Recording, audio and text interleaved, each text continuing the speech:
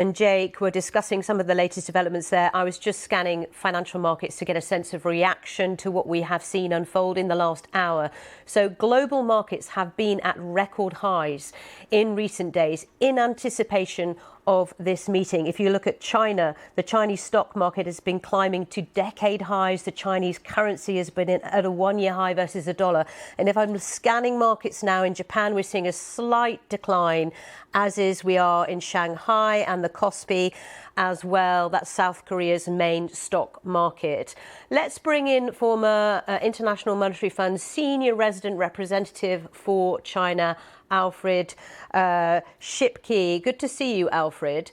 So what is your sense of how successful this meeting has been? We heard some of what was agreed on from President Trump, what he was saying on Air Force One, an agreement on agriculture, soybeans and other agricultural goods. He says an agreement on fentanyl and also on critical minerals. What do you think has happened in that meeting today? Thank you. I think what we just heard from Donald Trump are very good news because it is about specifics. While there are still a lot of details that will have to come out as we go forward, and of course we also wait for President Xi's interpretation. But I think what we can hear is somewhat a meeting of the minds.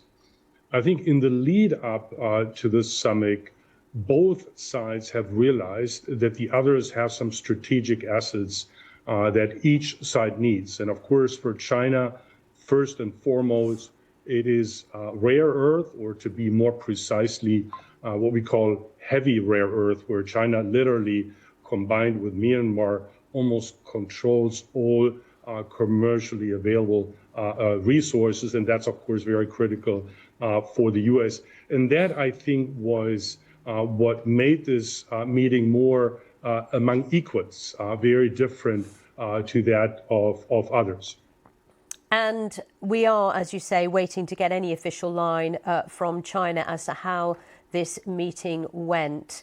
But can we draw the conclusion that the threat of an escalation in tariffs between the world's two biggest economies has now gone away? I think that is truly the good news, that apart from the specifics on, for China to continue exporting rare earth, for the U.S. to lower tariffs related to fentanyl, maybe by 10%.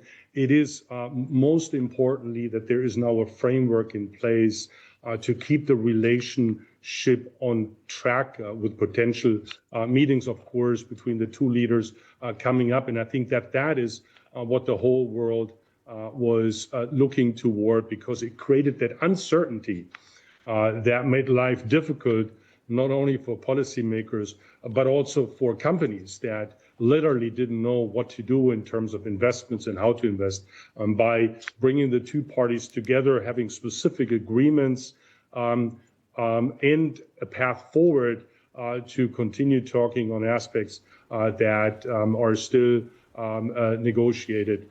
I think that's really, really good news. Having said that, though, I think it is also fair to say that this will not be smooth sailing. The rivalry between the U.S. and China continues, and there will, of course, be efforts on either side to try to contain and potentially lead to some hiccups. But as long as this broader framework is in place, I think it will provide guidance for a better relationship going forward.